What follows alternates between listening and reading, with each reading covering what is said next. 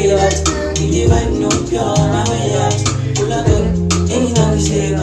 Even them outside, no day house. No day divorce, no day house. You don't see the mula, we don't spray us. Say my God, don't pay us. See, my head, I'm never sure with you. I'm a fucking baller. I don't need no man fit talk shit to me. You go collect oh.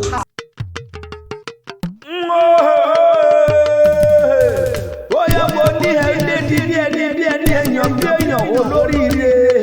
Adumara do eyin fún owó ìbàdí àrò tí ṣọjọ́ bí lọ́jọ́ tí ni mo kúkú ké sí.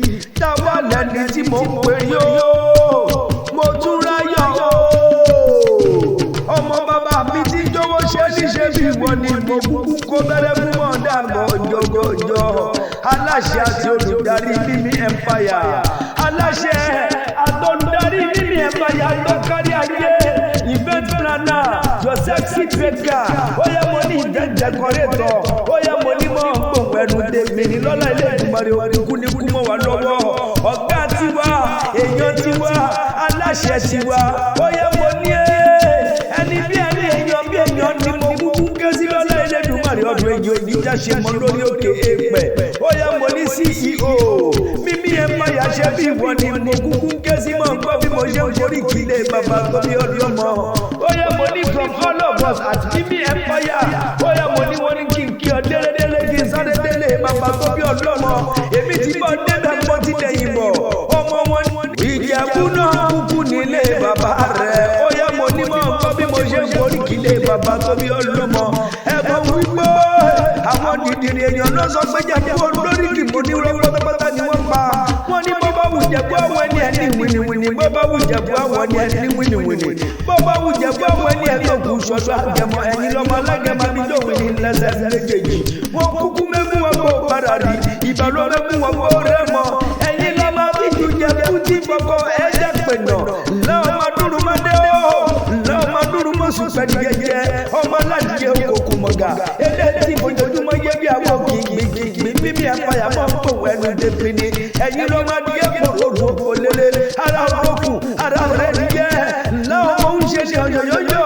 Ọ̀yọ̀yọ̀ máa yọ mọ́ ohun tí ń ṣe ní olè nípa ni. Ọmọ dúdú lè mọ bẹ́sẹ̀ tí ó sì mú gbà tó mọ bẹ́sẹ̀ tí ó kú sí nílé. Ẹ̀yin lọ́mọ mọ́rẹ́ yẹ. Mo rókò tó ilé sì ti lọ. Ó yẹ mo ní ẹ̀mọ́ wípé ẹ̀yin lọ́mọ ṣàjẹ́ ìdàbí onílé yóò yára ẹni ìran bàbá yín ní ti náwó dọ́là kò yìnbó tó dé. Òyìnbó tún dé lówó ọ̀hún pọ̀ sí ni. Ẹ̀yin lọ́mọ ilé ìwúdà déwúdé. Òṣàṣà ìdàbí onílé yìí náà fi gbé kékeré Jẹ̀bú. Owó ni àgbà Jẹ̀bú. Owó ni dúdú Jẹ̀bú. Owó ni pẹlẹbẹ Jẹ̀bú. Owó ni pupa Jẹ̀bú. Owó ni irori Jẹ̀bú. Owó ni gbẹ̀du Jẹ̀bú. Owó ni bàtà Jẹ̀bú. Owó ni ìtọ́ Jẹ̀bú. Owó ni kẹ̀lẹ̀bẹ̀ Jẹ̀bú. Owó ni ìgbẹ́ Jẹ̀bú. Owó ni gbogbo Jẹ̀bú tí mo mọ̀ ni wọ́n lọ́wọ́ lọ́wọ́ o. Ńlá Jẹ̀bú ọmọ ìrẹ́ nìwà. Ńlá ọmọ nígbò mọ́dé mọ́dé. Ọmọ nígbò máwọ̀ máwọ̀. Ọmọ nígbò kan àjòjì wọn ò gbọdọ̀ wọ̀. Àjòjì tó bá wọ́n gbòòrò yóò jẹ́ ní ẹ̀bọ̀dà nílé bàbá tó bí yín lọ́mọ. Ó yẹ mo ní màmá mi o. Mo tún ráyọ̀ mo ní mọ́ gbówó ẹnu dèdèrè ẹni ọkùnrin pàdé lọ́nà tó káwọ́ sórí. Ó ní méjì ò bá jẹ́ yẹni àsìjáde ẹni aláṣẹ Mimi Empire tó kárí ayé. Ó yẹ mo ní mọ́ gbówó ẹnu dèdèrè lọ́nà ilé ìgbìmọ̀rẹ́ ọdún èyí ò ní jáṣe mọ́. Ojú rẹ̀ ò ní fọ́, etí rẹ̀ ò ní di, apá rẹ̀ ò ní rọ, ilé iṣẹ́ rẹ̀ ò ní jóná. Gbogbo ohun tó bá dáwọ́ lé ní ọmọ ìmọ̀rí sí rere ọdún èyí ò wá ní jáṣe mọ́ lórí òkè èèpẹ̀. Happy birthday to you, mo tún ráyọ̀ ọmọ bàbá mi ti jẹ́ owó ṣe ni ọmọ Ìjẹ̀bú Àjàgbàlúrà.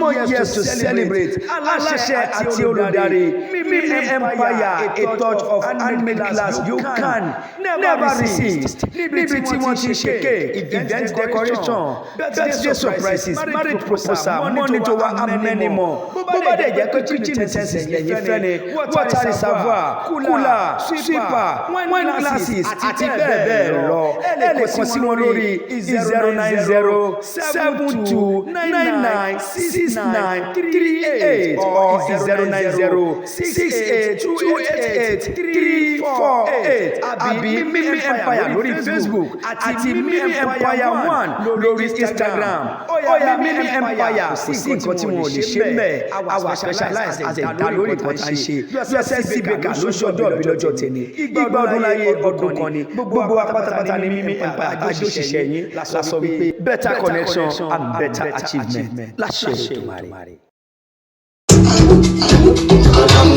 Can't you see?